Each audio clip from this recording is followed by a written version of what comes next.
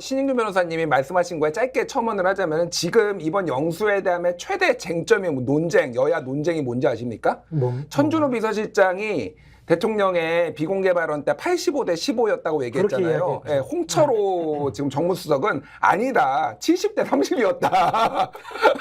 이렇게 얘기를 해서 85대 15였냐 70대 30이었냐가 지금 최대 현안이 됐다. 말을 많이 한 거는 사실이나 그거는 확인이 됐어. 그 정도로 많이 하지는 않았다. 그러니까 2배냐 3배냐 그 차이, 3.5배냐 그 차이야 지금. 정확하게 고막에서 피가 났냐 남은 거고 토크 지분을 많이 쓴 건 사실이다. 이 독과점법에는 어긴 거거든요. 독과점엔 걸린다고. 근데 누구는 피가 났고 누구는 이제 원래 듣던 얘기니까 사람이 주관적으로 평소보다 말 덜했네라고 홍철호 수석은 느낄 수 있을 것 같아요. 1시간에 59분 얘기하신다는 뭐 얘기도 있으니 말을 좀 덜 했을 수도 있는 거죠. 그 기준으로 보면. 근데 지금 가장 큰 문제는 뭐 민생은 사실은 어떤 정부에서건 어려웠거든. 사실은 어떤 정부에서건 어려웠어요. 그쵸. 그래서 민생은 좀 먼 문제야. 그렇잖아요? 이 빈부격차 계속 벌어지는 거는 지금 사실이고 이거 상당히 좀 구조적인 문제고 세계적인 문제이기 때문에 이걸 정치적으로 이야기하지 않으면 이거는 먼 문제. 그러면 이 정부의 가장 큰 문제, 눈에 딱 보이는 문제는 결국은 드러난 부정부패예요. 드러난 부정부패는 최상병 특검과 김건희 여사 관련된 거밖에 없는데 요것을 지금 정도 드러난 팩트는 상당히 지금 상황이 의혹이 위중하잖아요. 그러면 이걸 돌파할 수 있느냐? 아니면 돌파를 못하면 3년을 끌 수 있느냐? 대통령실이나 대통령은 그 생각만 할 것 같거든. 뭔가 돌파해야 한다는 건 그걸 극복할 수 있느냐? 아니면 그냥 계속 묻으면서 거부하면서 3년을 어떻게든 임기를 마칠 수 있느냐? 두 가지 말고 만약에 받아들인다면 이게 세 번째 방법인데 받아들인다면 대통령직의 몰락과도 연결될 수가 있기 때문에 잘못하면 그 세 번째 선택을 할 수 있을까? 이것도 뭐 생각을 해봐야 될 것 같고 어떻게 보십니까? 전망이 굉장히 궁금해요. 일단 뭐 지금 최상병 특검부터 좀 짧게 말씀드리면은 이제 5월 2일에 민주당은 이제 본회의에 올리겠다라고 했고 김진표 국회의장이 지금 방미 일정이 있는데 직권 상정을 할지 말지 이제 뭐 여야 합의가 될 가능성은 전혀 없기 때문에 그게 이제 관건인 것 같아요. 그러면은 여기에서 5월에 처리될 가능성은 없습니다. 일단 왜냐하면은 없죠. 현재 국민의힘의 의원이 18명이 돌아서야 돼요. 지금은.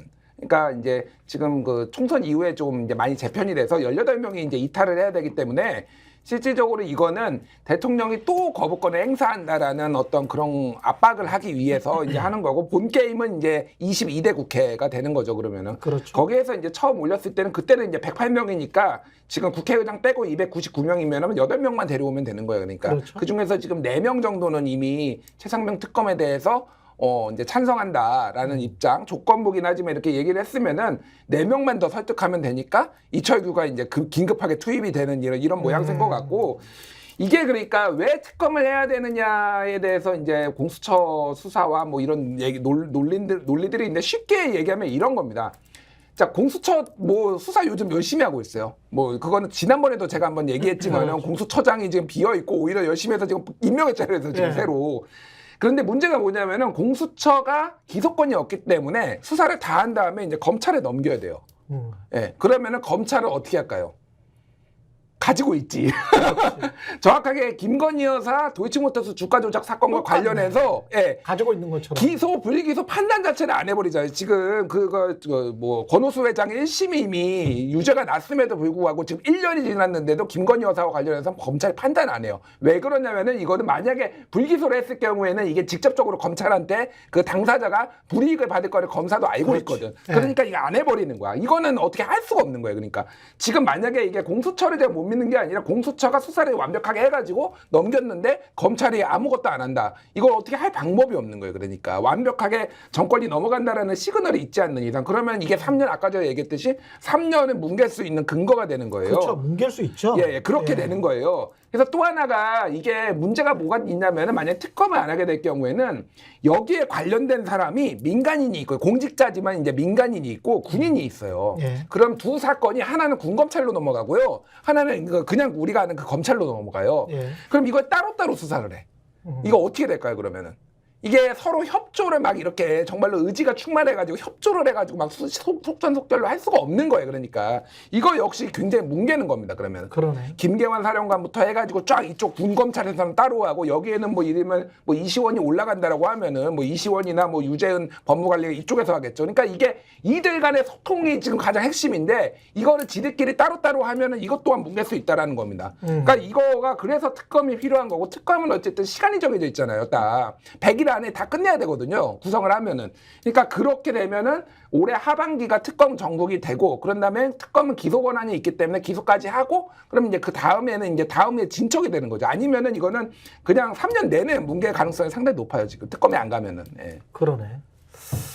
뭉갤 수 있다. 뭉개버리면 참 이거 유권자들 192석 만든 유권자들 입장에서는 속이 터질 노릇인데 이게 네. 지금 8석기 부족해서 뭉개져 버린다라고 하면 이건 어떻게 해야 되지? 근데 우선은 저는 사실 이제 정치권에서 지금 민생이 어렵잖아요. 민생은 예. 사실 이제 경제에 관한 문제인데 사실 민생 경제에 대해서 지금까지 관심 하나도 안 가졌던 분들이 지금 특검을 놓고서 또 민생을 얘기하는 거는 상당히 이거 좀 기망적으로 느껴지는 거거든요. 그렇습니다. 그러니까 이 부분을 좀 먼저 지적을 하고 싶고 경제가 제대로 되기 위해서라도 정치가 바로 서야 됩니다. 그렇기 위해서는 윤석열 대통령을 정점으로 하는 그 부부의 의혹, 쉽게 말하면 김건희 여사 관련해서 수사가 이루어지지 않거나 막고 있는 의혹, 이게 이제 양명주 의혹이고 그렇죠. 그리고 이제 윤석열 대통령 본인을 겨냥하는 것이 사실은 최수근 상병, 그 이태원 참사 이 두 가지거든요. 그러니까 여기에 대해서 윤석열 대통령이 풀지 않으면 한 발짝도 앞으로 전 나갈 수 없다. 그리고 저 공수처에 대해서는 물론 범죄가 특정돼 있긴 합니다만은 공소유지까지 할 수 있거든요. 그러니까 기소와 수사를 합쳐놔서 이제 공수처가 더 비판을 받았던 거기 때문에 충분히 저는 공소유지까지 할 수 있는데 문제는 뭐냐면은 특검이 필요한 이유. 공수처 자체는 조직이 워낙 협소하고 작기 때문에 이 중대한 국기문란 사안을 수사할 능력 자체가 없는 겁니다. 그렇다고 특검을 한다고 해가지고 공수처 수사 못하는 게 아니거든요. 그렇죠. 공수처 검사들은 지금도 수사하고 있고 하면 됩니다. 하면 특검을 만들면 메머드급으로 한 120명 정도 이렇게 만들거든요. 그리고 기한도 제한돼 있고 그럼 거기에 공수처 검사와 수사관들이 파견을 옵니다. 그럼 자기들이 수사했던 바구니를 그대로 갖고 오는 거거든요. 그래서 저는 현직 대통령이 연루됐다라는 국기문란 사안이고 이 사건의 중대성과 지금까지 공수처가 뭐 처장과 차장이 공백이란 이유로 지금까지 1년여간을 이 수사를 뭉개왔고 또 핵심 피의자인 이종섭 씨에 대해서 호주 대사까지 도피를 시키는 이런 정황까지 드러냈기 때문에 저는 공수처의 수사 능력을 떠나서라도 이 사안은 반드시 특검을 해야 된다. 그 특검이 매기처럼 버티고 있어야 공수처가 지금처럼 그나마 움직인다고 생각하기 때문에 저는 국회가 반드시 특검부터 먼저 처리하고 그 다음에 민생 논하는 게 맞다 이런 생각을 좀 가지고 있습니다. 대통령 관점에서 생각을 해보면 대통령의 가장 큰 이익은 돌파할 방법도 없어 나머지 세 번째 수는 몰락하기는 싫어. 그러면 지연 전술, 뭉개는 것, 침대 축구 뭐 이거잖아요. 그러면 뭉갤 수 있는 가장 최적의 정부 구성 그리고 여당 구성을 해야 될 것 같은데 대통령의 입장에서만 놓고 본다면 그러면 여당의 황우여 전 새누리당 대표 비대위원장 임명이 됐고 그 다음에 가장 무난한 이 관련 비대위 다음에 가장 무난한 대표는 누가 될까요? 한동훈 이야기가 또 계속 나오는데 어떻게 보십니까? 스픽스는 말하는 언론입니다. 대세는 유튜브, 그중에서 스픽스. 좋아요, 댓글, 구독, 알림 설정. 여러분이 저희를 사랑해 주시고 우리가 여러분을 사랑하는 4가지 방법입니다.